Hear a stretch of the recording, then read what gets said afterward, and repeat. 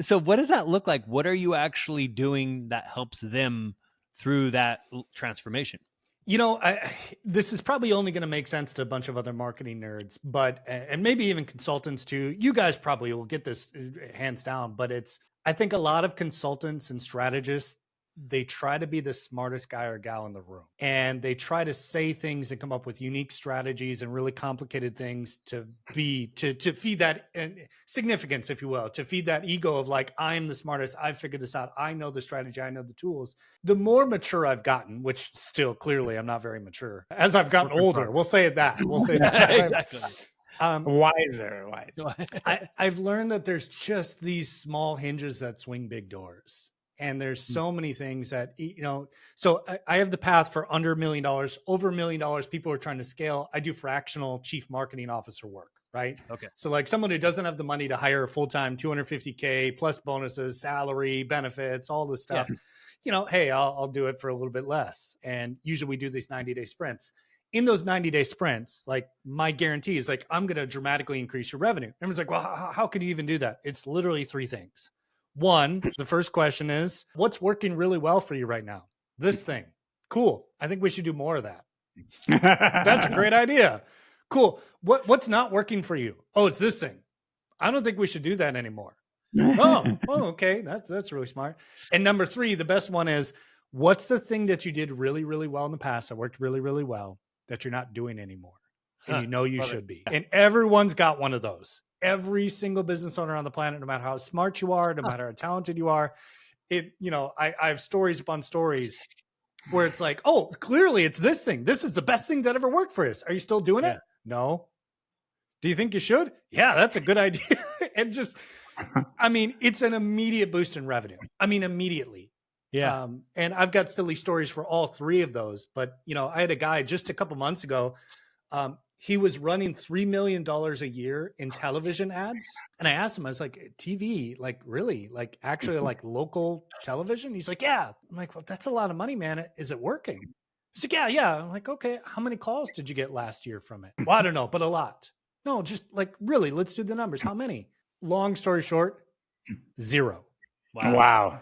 And how did we know? Because there was one phone number attached to that commercial. There wasn't a single phone call that came from that commercial for an entire year. And he spent $3 million. I'm like, hey, how about you just give me a percentage of that $3 million and we'll call it good.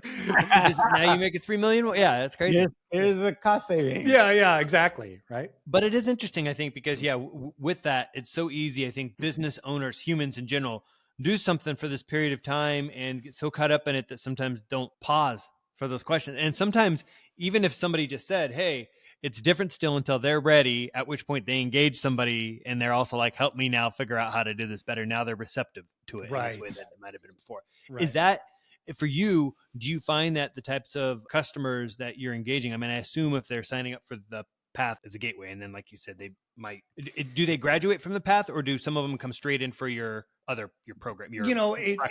It's funny to me because it's a dramatically different avatar, right? Okay. It's a dramatically different business owner. Someone who's just trying to get to $1 million. Mm-hmm. Like these days, it's not that difficult to scale up to $1 million even by yourself with the amount of tools and marketing and automations that are available these days. Yeah. And especially as artificial intelligence really starts to come into the play, I wouldn't be surprised if most businesses are $1 million with 1 person, 2 people, a VA, something along those lines.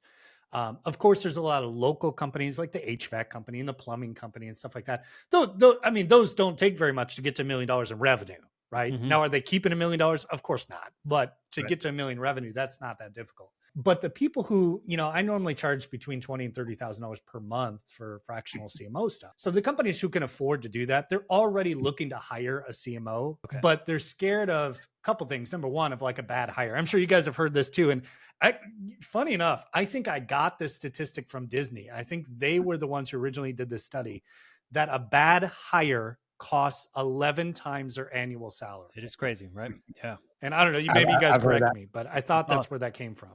No, I don't know. We'll say sure. Yeah.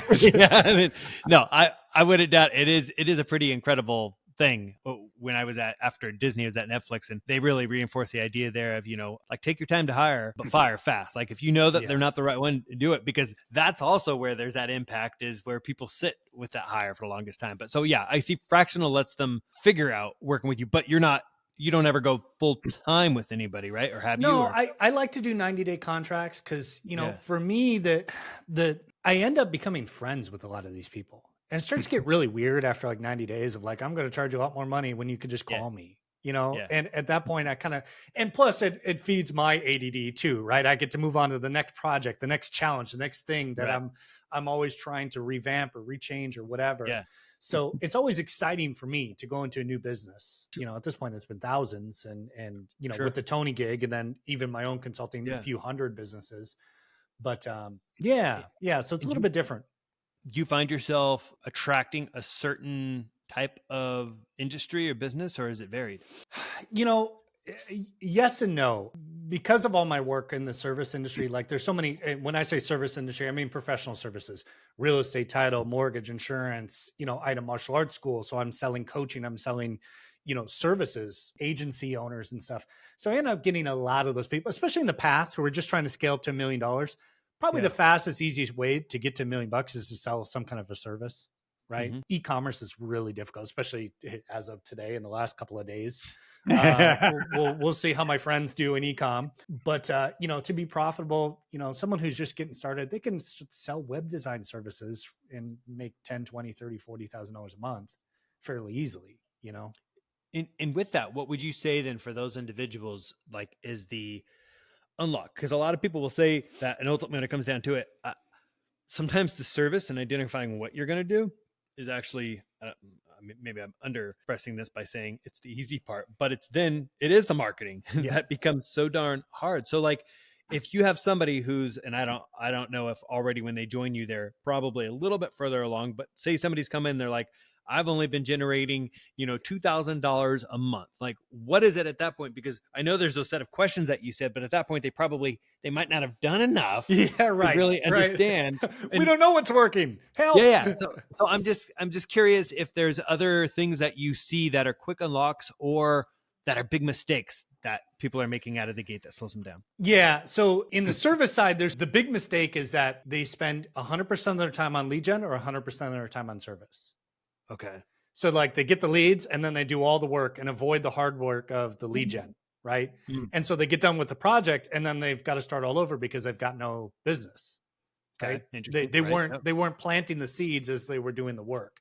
Yeah. So they'll finish a website, they'll finish a contract, they'll get that insurance deal, whatever it ends up being, they'll sell the house, they'll close on the mortgage, whatever. And now they got to scramble to go find the next client because they weren't lead genning throughout that entire time, right? Yeah.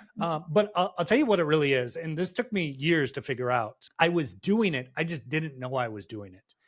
And everyone needs a consistent sales process. So I can give you multiple examples. In the Tony world, it was simple. I got up, I showered, I shaved, I put the stupid suit and tie on, I drove to the meeting, I spoke. And at the end of my talk, I would ask people to buy and I would ask them for referrals. Mm-hmm. Whether or not I got anything out of that meeting, I drove to the next meeting. I did it again. The next day, I did it again. I did it again. I did it again. No matter how well I performed or how poorly I performed, no matter if I was sick or tired or exhausted or hadn't slept in a week, I would get some sales. I would get no sales, but there was a consistent sales process. And eventually I had my partner. She was Billy Crane. She was amazing. She would call and book meetings ahead. Hey, I'm going to be in this city. She would book a couple of meetings. I would go do those meetings. I'd give her referrals. She'd go book more meetings. So there was a consistent sales process. For the karate school, we had my big hook was the 1 month special. $14.95. You get a free month of karate and a free uniform. Okay, cool. So I would put that offer everywhere I could. I would teach the gym classes at all the schools. I would go into the community events or whatever. And I would have people come try the free special, come try a free class, get a free uniform, do this thing. And then the process would just take over. Some people would stay, some people would leave. But every single day I'm doing lead gen. As the world continues to change, the one big mistake that I'll say that everyone's going to throw pitchforks at me and torches. Everyone's trying to automate their marketing and do the service. And I truly believe that you have to automate the service and do the marketing.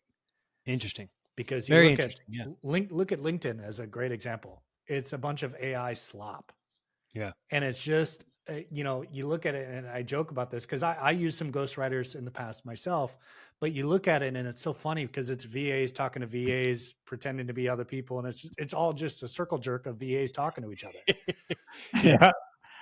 And or automated VAs. Oh yeah. Yeah. Chat GPT or whoever else. It doesn't take much to stand out and make friends. I mean, Michael, that was how we started.